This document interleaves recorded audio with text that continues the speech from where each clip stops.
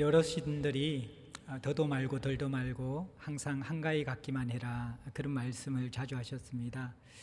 그만큼 이 추석 명절 시기는 여러모로 풍요롭고 또 가장 아름다운 그러한 시기인 것 같습니다.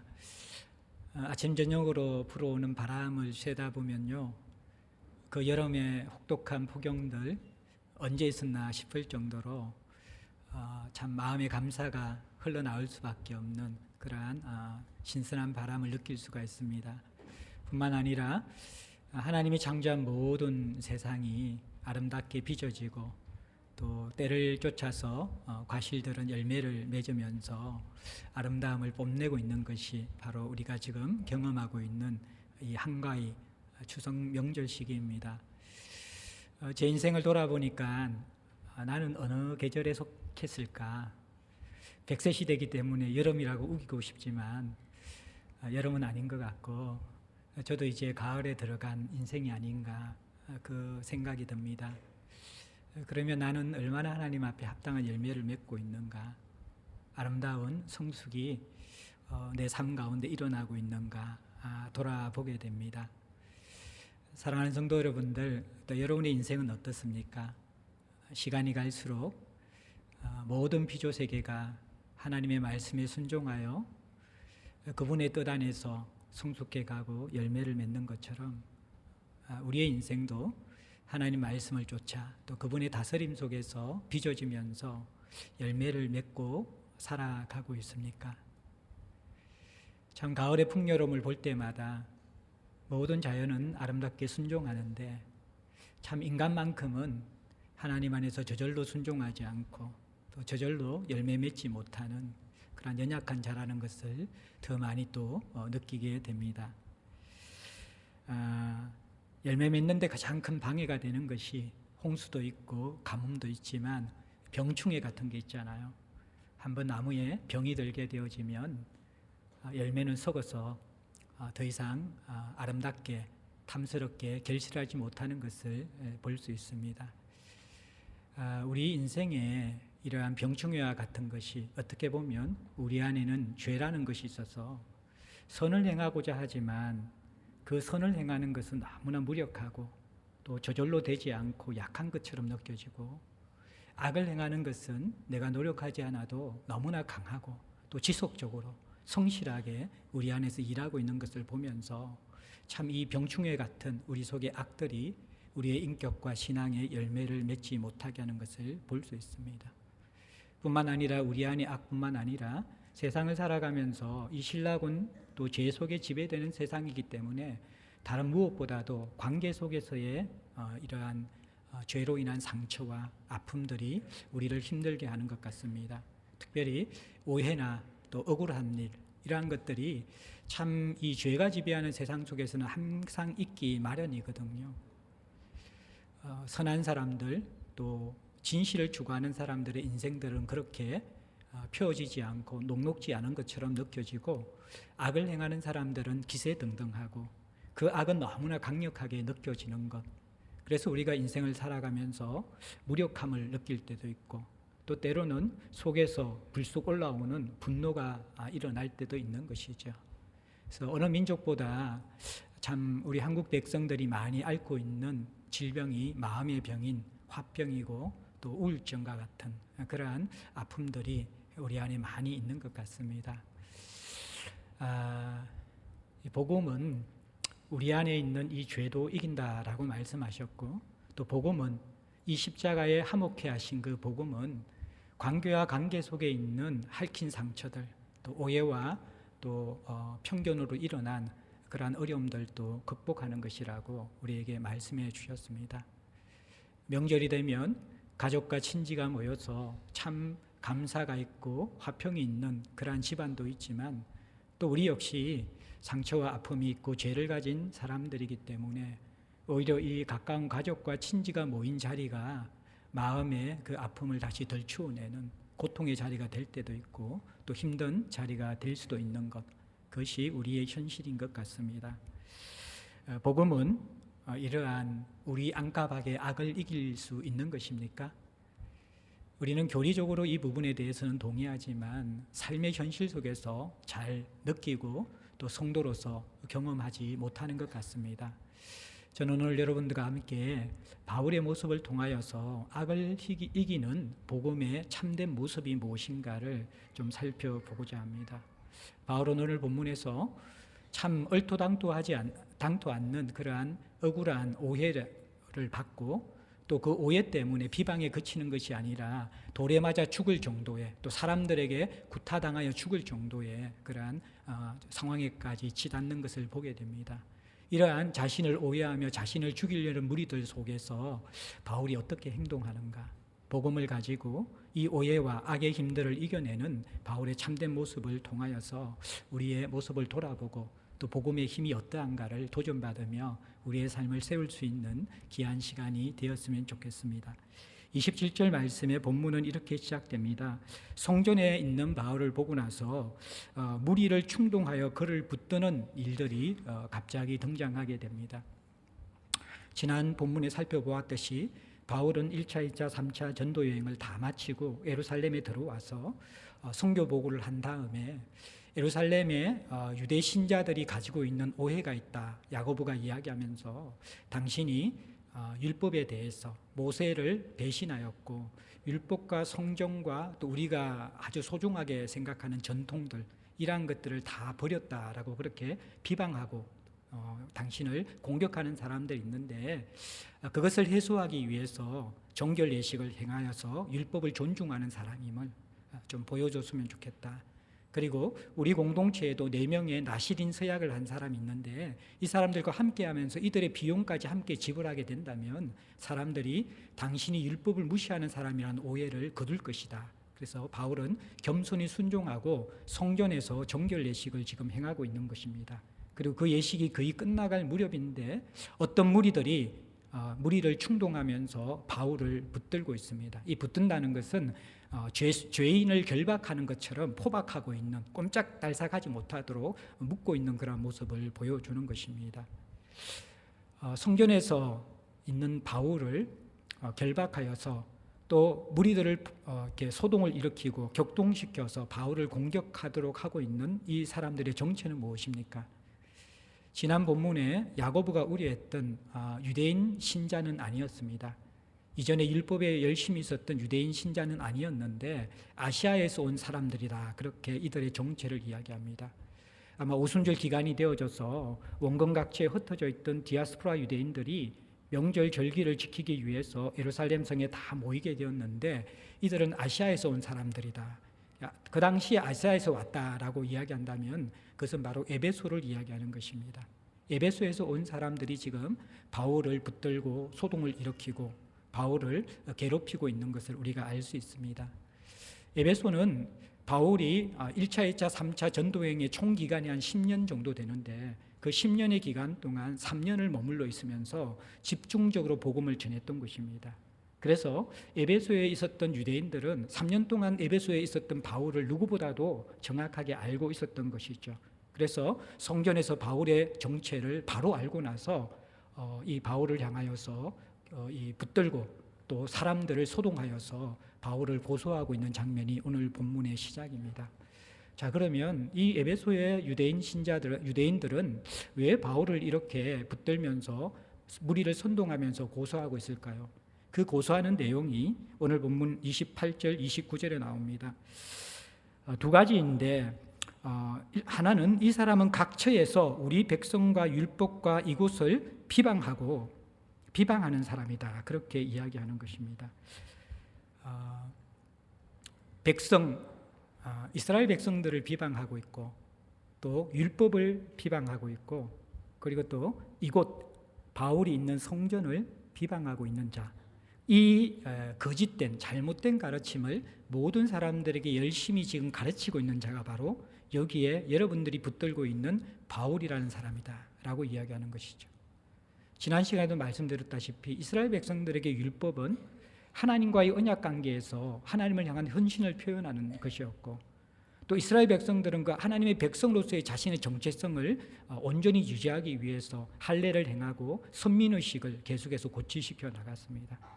그리고 이 성전을 중심으로 하여서 우리는 다른 그 무엇보다도 하나님을 우선으로 섬기고 하나님께 헌신하는 백성이라는 것들을 공유하고 있었던 것, 그들의 가장 큰 자랑거리고 이스라엘 백성들을 이스라엘 백성 되게 하는 가장 중요한 요소인데, 이 중요한 요소와 그들의 자랑거리를 바울이 비방하며 이것에 대해서 잘못된 가르침을 전달하고 있다, 그렇게 고소하고 있는 것입니다.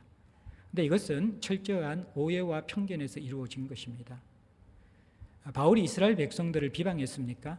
유대인들을 천시하였고 그들을 향하여서 무시했습니까? 바울은 결코 그런 적이 없었습니다. 우리가 이미 사도행전을 살펴보았다시피 바울이 전도하러 가면서 가장 우선적으로 들어간 전도 목적지는 바로 유대인들의 회당이었습니다. 회당이 없을 때는 다른 곳에서 전도를 하였지만 유대인들이 모여있는 회당을 우선적으로 전도했다는 것은 바울의 우선순위에서 유대인들이 없어지지 않았다라는 것입니다. 뿐만 아니라 로마서 9장에 보면 바울은 자기 마음속에 큰 고통이 있고 그치지 않는 근심이 있다라고 이야기했습니다. 그것은 바로 형제의 고육 친척인 이스라엘 백성들을 향한 것이었습니다.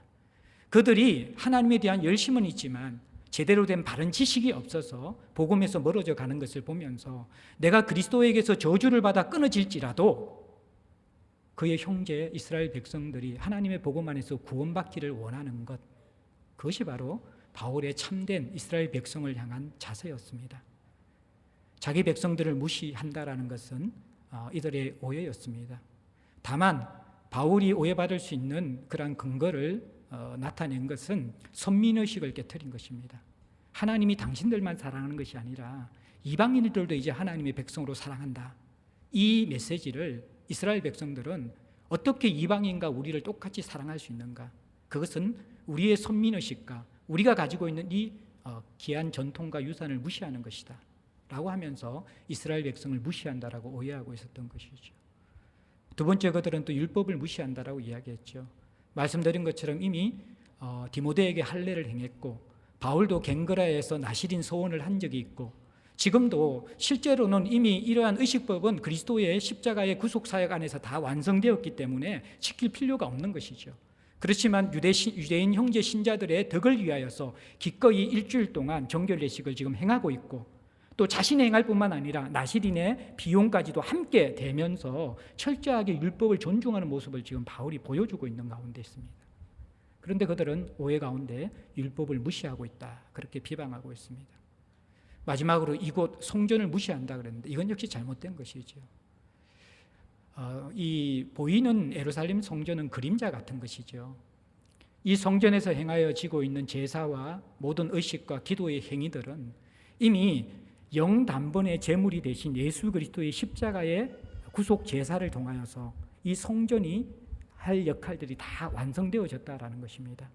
참된 성전이신 예수 그리스도가 오셔서 그림자인 성전을, 보이는 그러한 돌로 지어진 예루살렘 성전을 대체하여서 이미 성전이 할 역할, 실체의 역할을 예수의 몸으로서 다 완성했기 때문에 그림자, 껍데기에 불과한 예루살렘 성전의 역할은 이제 예수 안에서 완성되었기 때문에 보이는 예루살렘 성전을 경배하지 말고 참된 성전인 예수 안으로 들어와서 그곳에서 구속의 제사를 드리고 기쁨을 누리라는 것, 그것이 바로 바울의 가르침이었던 것이죠.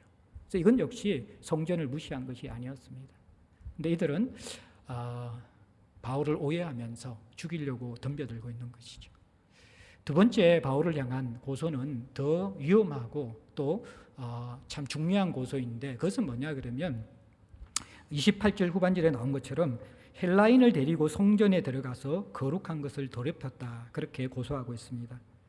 29절에 이어서 조금 더 자세히 설명하는 것은 이는 그들이 전에 에베소 사람 드로비모가 바울과 함께 예루살렘 시내에 있음을 보았다. 그리고 바울이 그를 성전에 데리고 들어간 줄로 생각함이로다, 그렇게 이야기합니다.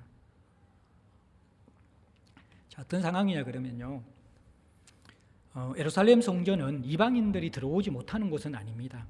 그러나 이방인들이 들어올 수 있는 구역이 정해져 있었습니다. 예루살렘 성전은 안뜰과 바깥뜰로 구분되어 있고 이것은 유대인의 뜰과 이방인의 뜰로 구분되어 있는 것을 의미하는 것입니다. 이 이방인의 뜰까지는 이방인들도 들어와서 이스라엘 백성들이 하나님께 제사하고 예배하는 것을 구경할 수 있습니다. 그러나 유대인의 뜰인 안뜰에는 들어가지 못하고, 이들이 들어가지 못하도록 이방인의 뜰과 유대인의 뜰 그 사이에 1.4m의 높이의 담장을 쌓아 놓았습니다. 그리고 나서 막힌 그런 담이죠. 막힌 담을 쌓고 나서 거기에 경고문을 적어 놓은 것이죠. 누구든지 외국인은 누구든 막론하고 이 담을 넘어서 들어오면 죽음의 고통을 맛보리라. 이방인이 유대인들에 들어오는 역시 죽게 된다라는 것입니다. 당시 법적으로는요, 사형 집행권은 로마 행정부만이 가지고 있었습니다. 그런데 유일하게 이 로마 행정부가 사형 집행을 하지 않고 유대인들이 직접 사형 집행을 할 수 있는 하나의 예외 조항이 있습니다. 그 예외 조항이 뭐냐 그러면, 이방인들이 이 막힌 담을 넘어서서 유대인들의 뜰에 들어오는 즉시 그들은 바로 죽임을 당하는 것입니다. 로마의 허락 없이 유대인들이 직접 죽일 수 있는 법이 있었습니다. 그리고 심지어 이 담을 넘은 사람이 로마인일지라도 로마법에 접촉되지 않고 로마 정부의 승인을 받지 않고 바로 죽일 수 있을 정도로 강한 법이 바로 성전뜰 법입니다. 그런데 지금 이 에베소의 유대인들이 고소하는 제목이 뭐냐 그러면, 에베소 사람 드로비모와 함께 바울이 성전 안뜰로 들어갔다라는 것입니다. 이것은 죽어마땅한 것이죠. 그런데 이것이 철저한 이들의 추측과 자기들 스스로의 어떠한 판단 속에 됐다는 걸 알 수 있는 것이, 여러분들 29절 마지막 단어가 뭡니까? 생각함이러라. 자, 그들이 실제로 본 것은 어떤 장면입니까? 예루살렘 시내에서 바울이 드로비모와 함께 걸어가고 있는 모습은 실제 보았어요. 그런데 성전에 드로비모가 들어갔다라는 것은 무엇입니까? 생각한 추측에 불과하다라는 것입니다. 유대인이 저렇게 이방인과 친하게 예루살렘 시내를 돌아가는 거 보니까 분명히 바울은 저 드로비모를 데리고, 이 드로비모가 에베소 사람이기 때문에 에베소에서 온 유대인들은 바로 알아볼 수 있었던 것이 이 사람이 이방인이고 에베소 사람이라는 것을. 저 드로비모를 데리고 성전 안뜰에 들어갔다. 생각 추측인데 확신을 가지고 죄목으로 고발하는 것, 그것이 바로 이들이 고발하는 두 번째의 제목이었던 것입니다. 의심과 오해는 타락한 인간의 가장 큰 마음의 병입니다. 죄인들의 특징은 뭐냐 그러면요, 타락한 사람들의 특징은 자신이 보고 싶은 것만 보고 또 듣고 싶은 것만 듣게 된다라는 것입니다. 지금 상황을 보십시오. 바울이 무엇을 하고 있습니까? 27절 시작이 뭘로 되어가고 있습니까? 그 이래가 그의 참에. 그 이래가 무슨 이래입니까? 정결 예식, 율법을 쫓아 정결 예식을 행하고 있는 그 정결 예식의 기간이 마무리될 시점이라는 거예요. 결국 성전에 바울이 있었던 이유는 정결 예식을 행하기 위해서, 율법을 지키기 위해서 행하고 있는 바울을 보면서 율법을 범한다고 이야기하고 있는 것이죠. 그걸 보면서도 보이지 않는 것이죠. 자기 보고 싶은 것만 보려고 하기 때문에. 이게 참 세상을 살아가면서 타락한 세상에서 우리가 가질 수 있고 또 사람들이 우리를 향하여서 가질 수 있는 왜곡되고 또 잘못된 태도라는 것입니다. 바울의 입장을 한번 생각해 보십시오. 얼마나 억울할까요? 사실 바울은 야고보의 그 제안을 겸손히 받아들였지요. 나시린 서원도 자기가 전도 여행 가운데서도 했고, 자기가 아끼던 수제자인 디모데에게도 할례를 시켰고, 예? 율법을 엄격하게 지키고 있었고 또 존중하고 있었고, 폐하는 것이 아니라 완성되고 영광스럽게 하는 사역을 지금 바울이 하고 있는 것이거든요. 근데 겸손히 그 제안을 받아들이고 그냥 나시린의 그 서원 비용까지 대면서 자기도 빨리 이 복음을 전하고 사역을 해야 되는 마당에 있음에도 불구하고 일주일이 넘는 정결예식 기간에 잠잠히 예루살렘 성전에서 제사 드리면서 정결예식을 겸손히 행하고 있는 것이죠. 여러분들 가장 이게 힘들 때가 언제입니까? 우리 청소년들 힘들 때가 공부하고 있는데 갑자기 들어와가지고 야 공부해 그러면 청소년들 완전히 이게 우리 아이들이 속이 뒤집어지죠. 내가 하고 있는데 그 보지 않고 그렇게 이야기하면 그것만큼 이게 속이 뒤집어지는 경우가 없죠. 부부 사이도 그렇잖아요.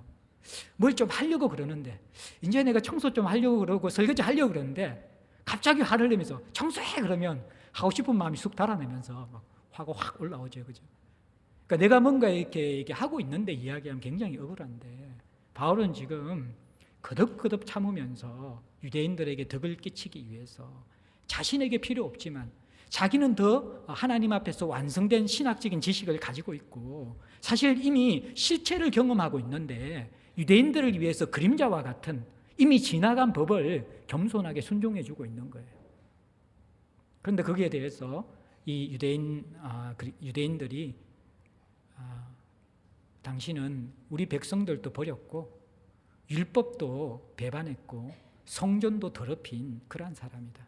그 증거가 있는데 너 이방인 데리고 성전 안뜰 들어가지 않았느냐. 억척이죠. 그야말로 바울이 억장이 무너질 수밖에 없는 그러한 상황에 도달해 있습니다.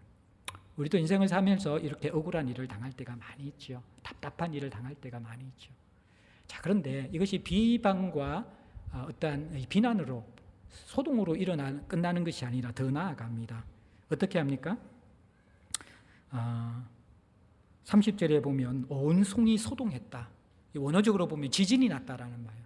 예루살렘 성이 지진이 날 정도로 웅성웅성거리면서 소동이 일어나서 백성들이 달려와서 모여서 바울을 잡아 성전 밖으로 끌고 나갔다. 그렇게 이야기하고 있는 것이죠. 왜 끌고 나갔습니까? 31절에 보면 그를 죽이려 할 때에.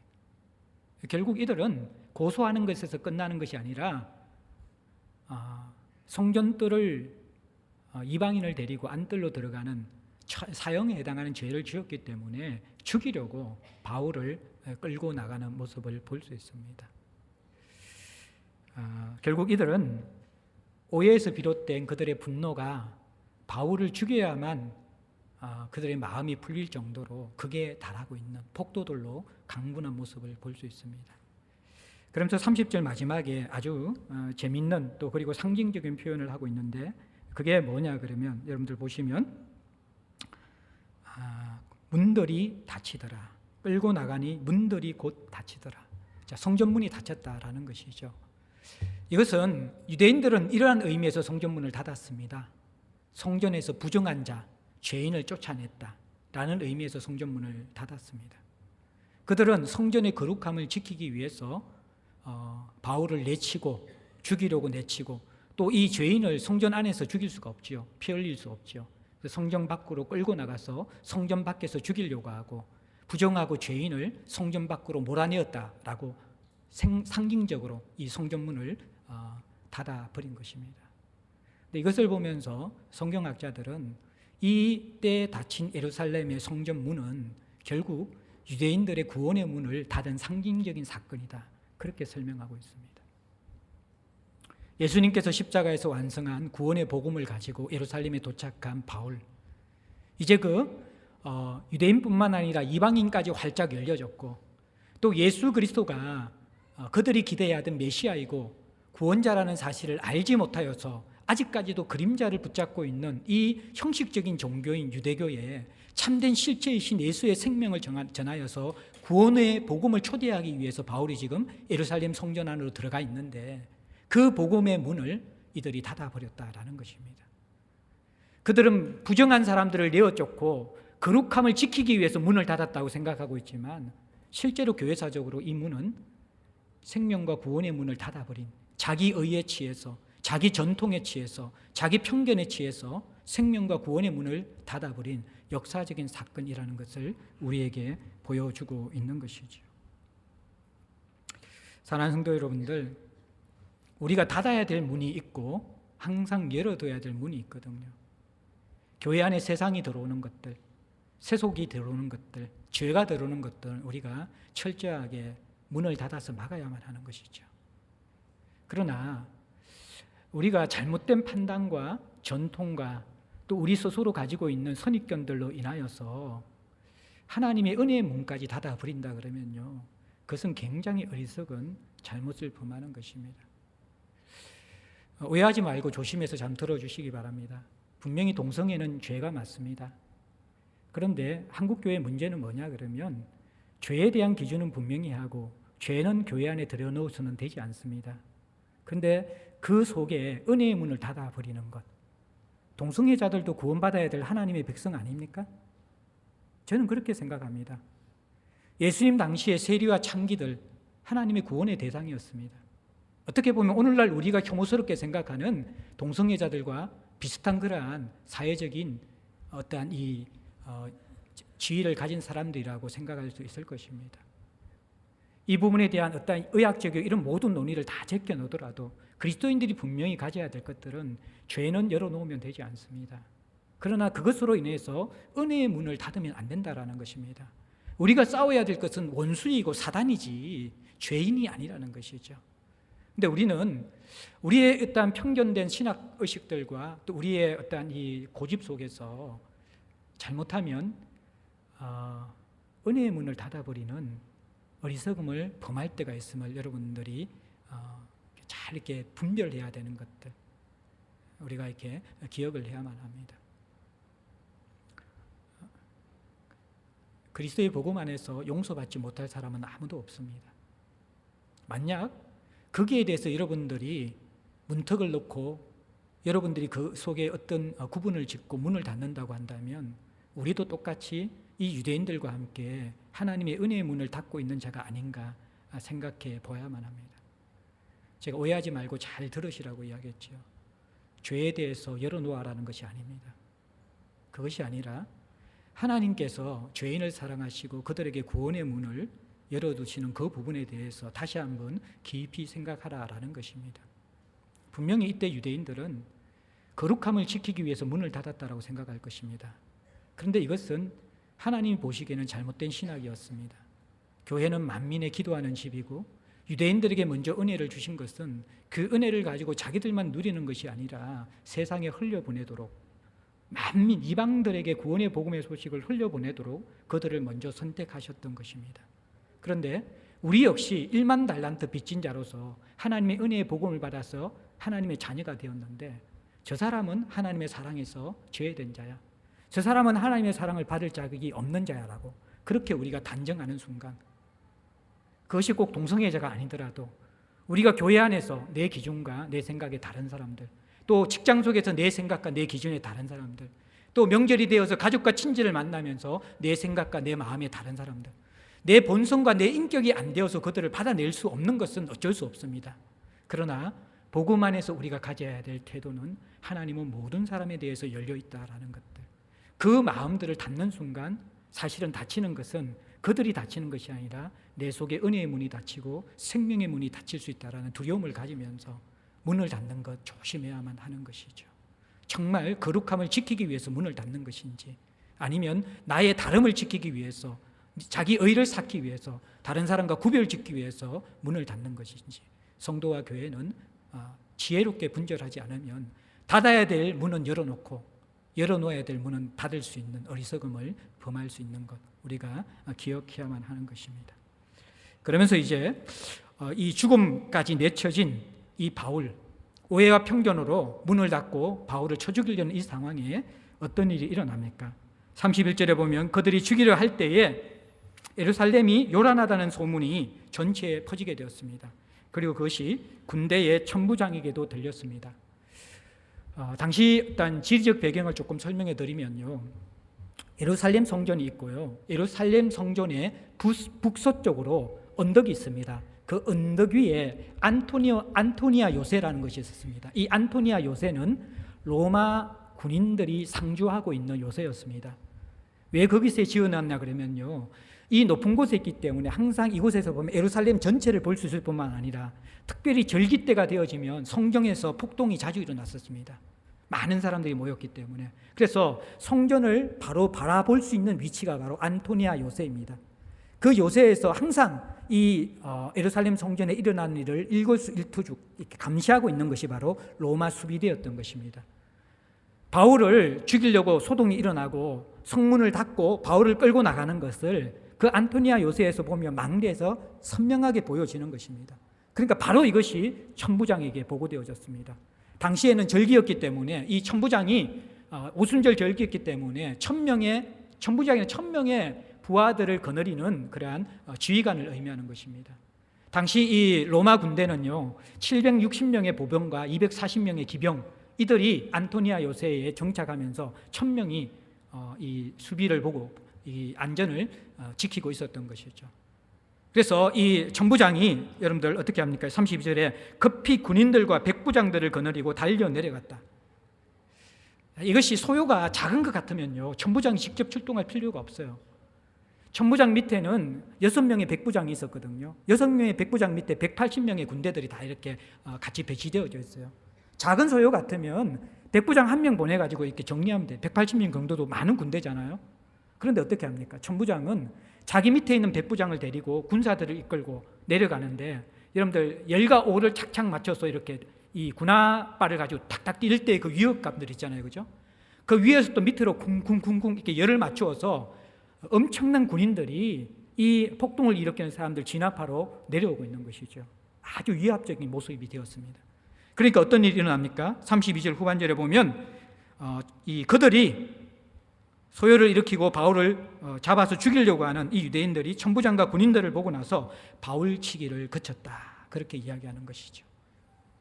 하나님이 천부장의 손을 통하여 바울의 생명을 구했습니다. 특별한 일이 일어나지 않으면 바울은 그냥 죽은 목숨이에요. 성전 안뜰을 이방인을 데리고 들어가서 살아남을 수 있는 사람은 없는 것이거든요. 심지어 로마인들도 죽일 수밖에 없는데 이 바울이 살아날 가능성들은 지금은 거의 희박합니다. 그리고 사람이 적은 것도 아니고 오순절 절기가 되어져서 수많은 사람들이 강군하여서 몰려들어서 바울을 죽이고자 하는데 누구도 그것을 막을 수가 없는 것이죠. 하나님이 놀랍게 개입하시는 것이죠. 어떻게 개입하십니까? 천부장을 통해서 개입하십니다. 유대인들은 바울을 죽이려고 하고, 자신들에게 복음을 전하려는 바울을 죽이려고 하고, 사실은 어떻게 보면 로마 군대가 공정하게 법 집행을 하면서 바울을 살려서 영내로 안토니아 요새로 호송하려고 하는 것, 아주 역설적인 상황이 오늘 본문에 등장합니다. 이것을 켈빈은 하나님의 섭리라고 이야기합니다. 하나님의 섭리는 기적적으로 하나님이 직접 개입하시면서 일하실 때도 있지만, 많은 부분에 하나님의 섭리는 사람들을 통하여서 일하시고 계신다라는 것입니다. 그 사람들은 꼭 그리스도인이 아니라도 상관없습니다. 하나님은 하나님의 구속사를 이루기 위해서 때로는 이방인들을 마음껏 사용하십니다. 그것이 바로 크신 하나님, 만왕의 왕이신 그 하나님이 세상을 다스리고 계시는 증거인 것이죠. 사랑하는 성도 여러분들, 우리는 이 억울하고 답답한 일을 당할 때, 심지어는 바울처럼 죽을 지경에 떨어질 때에 하나님의 구원의 손길이 어디에 쏠지 사실은 모르는 자들입니다. 그런데 하나님은 신묘막적한 지혜와 권능을 가지고 우리의 예상과 우리의 판단을 뛰어넘고 우리 인생 속에 들어와서 우리 삶을 건져내실 수 있는 분이시고 우리 인생을 반석 위에 세울 수 있는 분이라는 것을 성경은 분명하게 이야기하고 있는 것이죠. 사랑하는 성도 여러분들, 여러분들은 인생 가운데 생명사계로 우리 인생을 감아 안으시는 그 하나님의 손길들을 자주 경험하고 계십니까?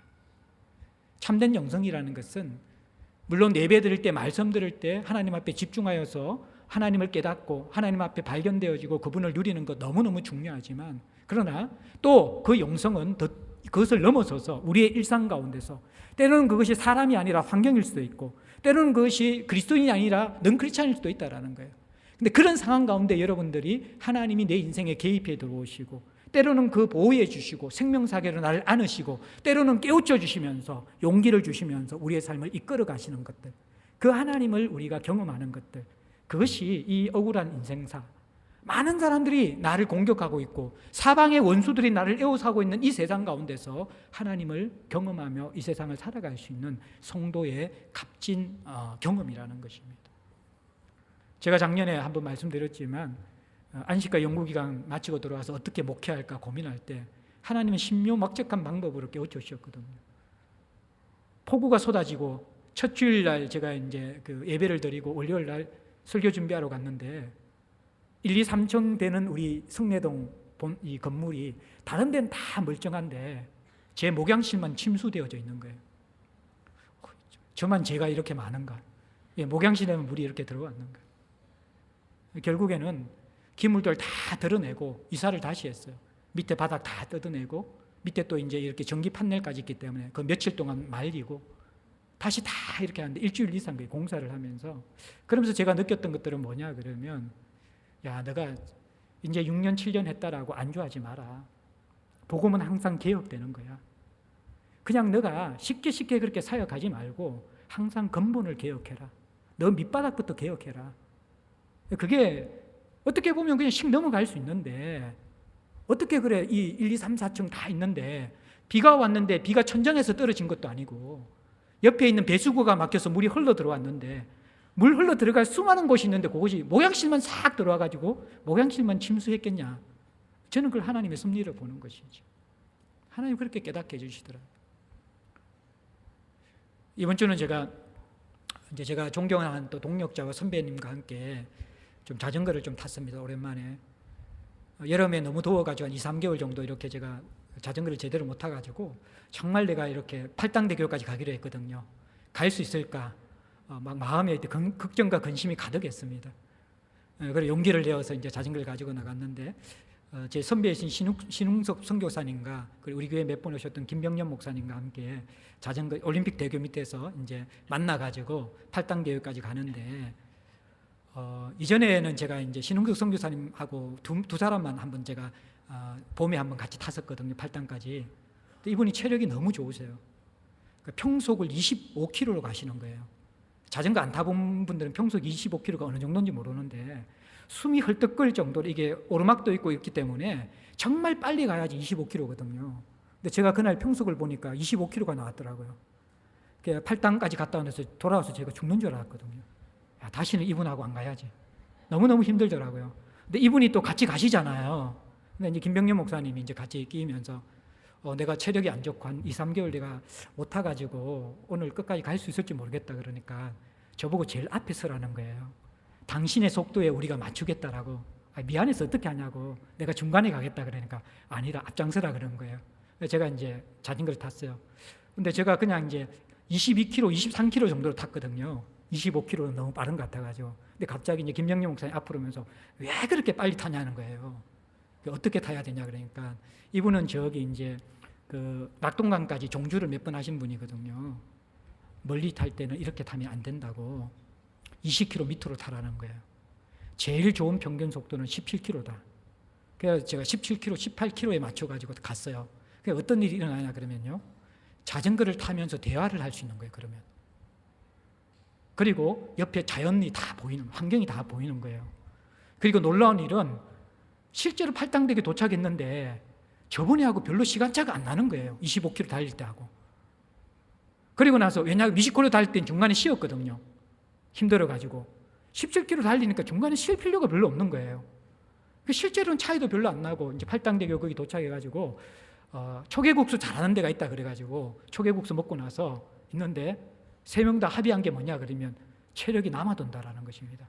들어가자. 그래 양수리까지 갔거든요. 그걸 제가 하면서 이제 느꼈던 것이 뭐냐 그러면 참 인생과 주님과의 동행이 이래야 되는구나. 옆도 돌아보고 사람들도 돌아보고 대화도 하고 하나님이 어떤 일을 하시는가도 좀 이렇게 보면서 천천히 가다 보면 17km를 가더라도 팔당대교 갈 거 양수리까지 갈 수 있는 것. 그게 어떻게 보면 하나님과 동행하는 거고 지체와 동행하는 삶이구나. 그게 이제 돌아오면서 이렇게 느껴지는 거예요. 물론 옆에 자연환경과 경치도 너무너무 좋고 행복했지만 하나님이 정말 나에게 굉장히 중요한 그 목양실 침수 사건과 양수리 자전거 라이딩 사건을 통해 가지고 어떻게 살아가야 될지 말씀해 주시는 거예요. 여러분들이 모든 것에서 하나님의 음성을 듣는 훈련을 해야 돼요. 때로는 그것이 나를 힘들게 하는 사람들이 충고일지라도 그것에 하나님의 음성이 있을 수가 있고 또 때로는 능글창가의 대화 속에서도 그 속에서 하나님의 음성이 있을 수가 있다라는 것입니다. 하나님의 섭리는 교회 안에만 있는 것이 아닙니다. 성도들 안에만 있는 것이 아닙니다. 천부장을 통하여서 유대인들의 공격에서 생명을 구원하시는 것, 그것이 바로 하나님의 섭리하는 손길이라는 것입니다. 마지막으로 여러분들 이제 이 공격을 받은 이 바울이 어떤 모습으로 이 복음의 힘으로서 악을 이겨낸가 볼 텐데, 자 33절에 천부장이 바울을 잡아서 이제 쇠사슬로 묶어버립니다. 그 이유는 나중에 보겠지만 바울을 4,000명의 자객을 이끄는 폭도의 우두머리로 오해했기 때문에 그렇습니다. 그러면서 33절 후반절에 이 소요를 일으킨 유대인들에게 이렇게 묻습니다. 그가 누구고 무슨 일을 했느냐? 이것은 이제 이 바울의 제목이 무엇인가 공식적으로 질문하는 것이죠. 그러니까 34절에 무리 가운데서 어떤 일은 이런 말로, 어떤 일은 저런 말로 소리치거늘. 그러니까 일관성이 없는 답변들이 나오고 알아들을 수 없으니까 천부장은 그 소동으로 진상을 파악할 수가 없어서 바울을 잡아서 영내로 데려가고 됩니다. 그런데 35절에 청대에 이를 때 말씀드린 것처럼 안토니아 요새는 성전보다 더 높은 곳에 있었기 때문에 계단을 올라가야 됩니다. 청계를 올라가야 되는데 그곳에 이르게 되어지자 매를 맞아 겨우겨우 쩔뚝쩔뚝 걷고 있는 이 바울이 자기가 걸음을 걸어서 청계를 올라갈 수가 없게 된 것이죠. 그러니까 군사들이 바울을 들쳐매게 됩니다. 그러면서 청계를 올라갑니다. 그러면서 또 이어지는 36절에 보면 이 청계로 올라가는 바울을 보면서도 백성의 무리가 바울을 없이하고자 외치면서 따라가고 있는 장면이 등장하고 있는 것이죠.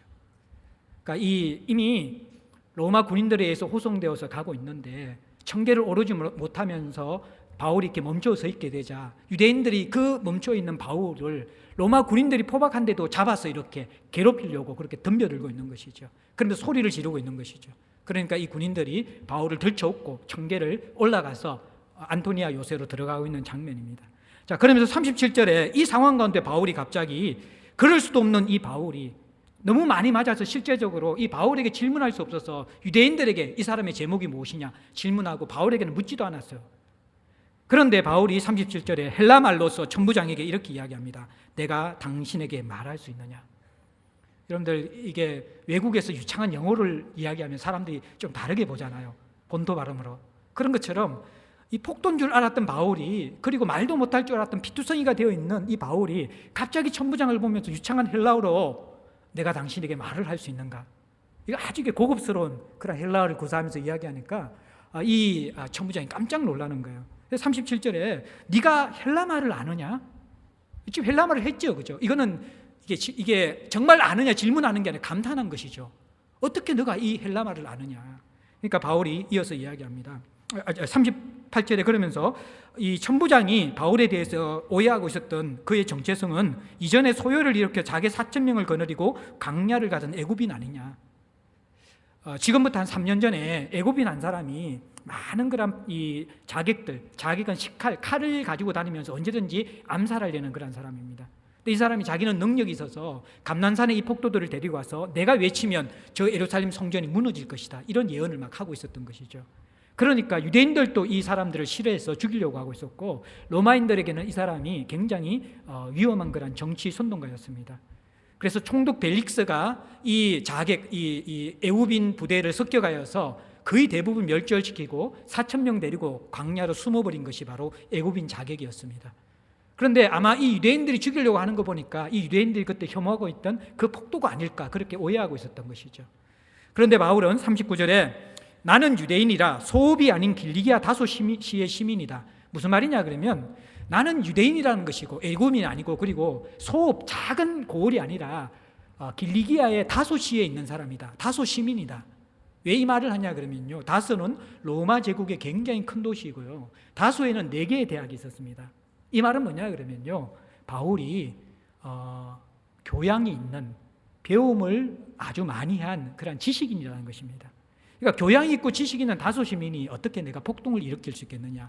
그것을 간접적으로 이야기하는 것이죠. 그리고 청컨대 39절 후반절에 백성에게 말하기를 허락하라 그렇게 이야기합니다. 그러니까 40절에 천부장이 허락합니다. 유창한 헬라어를 구사할 뿐만 아니라 바울은 그 죽어가고 이 매를 맞아서 거의 죽음 직전에 있는데도 불구하고 결연한 의지를 가지고 겸손하지만 단호하게 내가 저 백성들에게 말할 수 있는 기회를 달라. 그렇게 이야기하니까 이제 백성들에게 바울의 제목은 한번 들어봤기 때문에 바울의 이야기도 듣고 싶었던 모양이에요. 그리고 그의 헬라어와 또 겸손한 태도, 사람은 한두 마디 이야기해보면 그 사람이 어떤 사람인가 대충 감이 오잖아요. 이 천부장은 바울의 인간 댐댐에 대해서 신뢰를 가지고 말할 기회를 준 것이죠. 그러자 이제 40절 마지막은 바울이 단에 이게 청대 위에 서가지고 백성들에게 손짓합니다. 막 손을 하니까 그러니까 매우 조용히 한 후에 참 이 바울의 영적 권위인 것 같아요. 이게 내맞아 죽으려 가는 이 바울이 자신을 죽이려는 사람을 향하여서 청대 위에 서서 손짓을 쫙 하는데 군중들이 압도되는 거예요. 참 이게 설명할 수 없는 그러한 이 바울이 가지고 있는 영적인 카리스마인 것이죠. 그러면서 히브리 말로 말하니라. 천부장에게는 헬라 말로 말했지만 동료들에게는 당시 사용하던 아람어로 대화를 하면서 이제 바울이 그들에게 이야기를 합니다. 바울은 도대체 이 유대인들, 폭도들을 향하여서 자신을 죽이려는 사람들에게 어떤 연설을 했을까요? 다음 주에 다루도록 하겠습니다. 자기를 방어하는 게 아니라 복음을 전하는 것, 예수 그리스도의 복음을 전하는 이야기를 하는 것이죠. 자, 오늘 말씀을 마무리하면서 쭉 보면 참 바울이 어떻게 보면 우리의 억울함에 끼지도 않을 정도의 그러한 자신의 인생 가운데 억울한 일을 예루살렘 성전에서 당하고 있습니다. 오해와 편견으로 비롯되어진 있지도 않는 사실들을 부풀려서 자기들이 보고 싶고 듣고 싶은 것만 가지고 나서 바울을 험담하고, 그게 험담에서 그치는 것이 아니라 짐승을 끌고 나가듯이 성전 밖으로 들추어 끌고 나가면서, 그리고 죽여야만 성이 풀릴 정도로 바울을 향하여서 분노를 폭발합니다. 바울이 무슨 죄를 지었길래 이 수많은 사람들에게 손가락질을 당하고 멱살을 잡히고 매를 맞고 그 분노로 인하여서 죽이려고 하는 그러한 살기를 바울이 당해야만 합니까? 바울은 사실 그런 것을 당할 이유가 아무도 없는 사람입니다. 바울을 구한 것은 동료 유대인들이나 예루살렘 유대 신자들이 아니었습니다. 오히려 천부장이 부했습니다. 하나님의 말할 수 없는 섭리죠. 그리고 바울은 결국 어떻게 합니까? 자신을 죽이려는 사람들을 돕고 살리기 위해서 죽어가는 자기의 몸을 일으켜 세워서 그들에게 복음을 전해 주려고 하는 것입니다. 여러분들, 이것이 어떻게 보면 이 억울함과 악함을 이기는 정말 복음을 아는 사람들이 세상 속에 드러내야 될 모습이라고 느껴지는 것이죠. 우리는 작은 섭섭함과 또 가족들의 공격들을 견디지 못하잖아요. 특별히 명절 때, 이럴 때 배우자들, 그동안에 쌓여있던 것이 서로를 향해서 다 터지는 것이죠. 가까운 가족을 비롯해서 직장에서의 동료들도 그렇고, 또 심지어는 우리가 함께 동력하는 지체들도 때로는 성전 문을 닫는 이 유대인 무리처럼 정말 닫아야 될 것을 닫지 못하고 내 성향이나 내 기질이나 내 고집 때문에 하나님의 복음 아닌 것들로 기준을 삼아서 우리가 닫아버리면서 우리가 은혜에서 떠나는 경우가 많이 있고요. 또 우리가 또 그런 것을 당하는 경우도 많이 있다라는 것입니다. 소극적으로는 우리가 은혜의 문을 닫지 않도록 우리 자신을 지켜야 되고요. 적극적으로는 내가 다른 사람에게 이런 공격을 당할 때 어떻게 할지 잘 묵상해 보면서 살아가야만 합니다. 제가 저번에 한번 이야기했지만 짐 엘리엇의 창끝이라는 그 유튜브의 동영상도 있는데 그 이야기 아시죠? 1958년 1월에 젊은 선교사 5명이 한 번도 발견되지 않는 부족을 향하여서 복음을 전하기 위해서 떠납니다. 남미 에콰도르의 아주카족들입니다. 이들은 잔인하기로 소문난 그러한 부족들이었습니다. 그들에게 잡히면 살아남는 사람이 없는 그러한 이렇게 살인하는 식인 부족이었습니다. 그런데 짐 엘리엇을 비롯한 젊은 선교사 5명은 경비행기를 타고 이들에게 복음을 전하기 위해서 내려서 그들에게 복음을 전하려고 갔습니다. 그런데 수일이 지났는데도 이들의 선교 보고가 본부에 도착하지 않습니다. 무슨 문제가 생겼다고 짐작한 선교 본부에서 긴급하게 수색 대원들을 파송하여서 이들의 어떤 상황인지를 알아보도록 수색을 벌였습니다. 얼마 후에 강가에 창과 도끼에 찔려서 죽어있는 5명 젊은 선교사의 시신을 발견했습니다. 그런데 이들이 이해할 수 없는 그러한 상황을 발견했는데 그것은 그들의 호주머니 안에 다 권총이 다 있었다라는 것입니다. 근데 그 권총의 총알이 하나도 사용되지 않았습니다. 그들은 창과 도끼를 가지고 이들을 죽이려고 했고, 아주카족은, 선교사들은 한 사람씩 다 총에 손에다가 이렇게 호주머니에 총을 다, 실탄이 장전된 총을 다 가지고 있었습니다.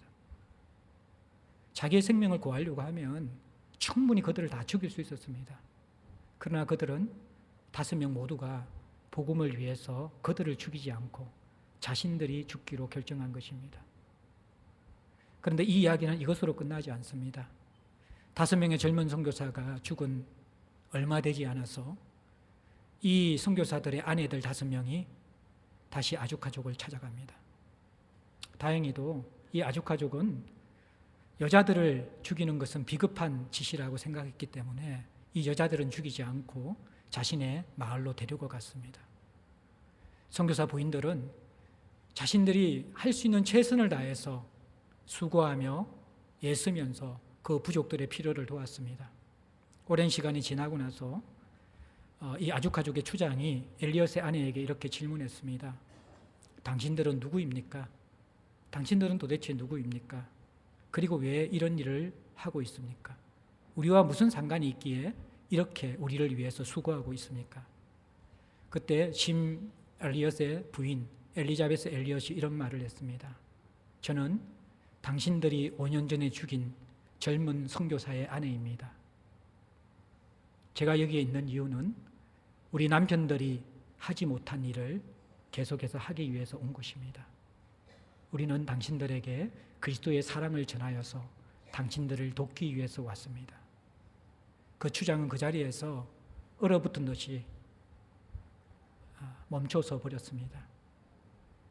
그리고 복음을 듣고 회개하고 추장과 부족 전체가 예수를 구주로 영접하고 그 추장은 빌리그레함의 전도 집회에 나와서 그 자신이 들은 복음을 간증함을 통하여서 세상에 짐 엘리엇 선교사의 순교 이야기가 전해지게 된 것이죠. 우리가 이 정도의 세상에서 순교당할 일들은 별로 없지요. 양아진의 무덤, 수많은 선교사들의 수고, 또 우리 교회 파송 선교사님 가운데 한 분도 자신들의 집에 침입해서 아내를 폭행하고 도둑질해 간 그 나라에 너무 큰 그러한 후유증이 있어서 정신과 치료를 받고 난 다음에도 다시 그 민족을 향해서 떠나가는 선교사 부부를 우리 교회 집사님 부모님들이시죠. 그 부부를 보았습니다. 무엇으로 설명할 수 있을까요? 우리의 인격과 본능으로 악을 이길 수 없습니다. 아무리 겸손한 사람도, 아무리 윤리적인 사람도, 아무리 박애적인 사람도 우리의 인격으로, 우리의 의지로서 악한 세상과 억울함을 주는 세상, 오해하기로 작정한 사람들을 이겨낼 수가 없습니다.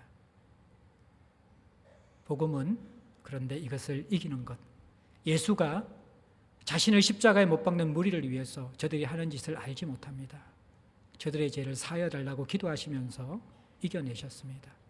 그 이후에 이 복음을 받은 모든 그리스도의 제자들은, 그 복음 속에 있는 자들은 누구나 다 우리가 이길 수 없는 이 죄와의 싸움, 악과의 싸움에서 이김을 통하여서 하나님 나라를 가장 아름답고 선명하게 증거해 오고 있었습니다. 오늘날 한국 사회에 제일 필요한 것은 애매한 고난을 당하면서 선을 행하는 사람들이 필요합니다. 우리 사회가 너무 팍팍해졌고 서로의 관계가 너무 날이 서 있고 모두 다가 자기의에 충만하고 모두 다가 사람들에 대해서 공격하고 있습니다. 이때 그리스도인이 세상에 보여줘야 될 복음이 무엇입니까? 창끝을 겨누는 세상에서 우리가 총을 가지고 있더라도 그것을 사용하는 것을 포기하고 기꺼이 우리 자신을 그리스도의 십자가에 못 박힌 것처럼 내어줌을 통하여서 세상을 이기는 복음의 힘이 무엇인가를 내가 경험하면서 내가 자유로워지는 것, 그리고 세상을 참으로 복음 안에서 막힌 담을 허물며 화목케 하는 것, 그 은혜의 문을 여는 사명, 저와 여러분들이 함께 감당하기를 주의 이름으로 축복합니다. 우리 함께 찬송하겠습니다. 338장 찬송 드리겠습니다.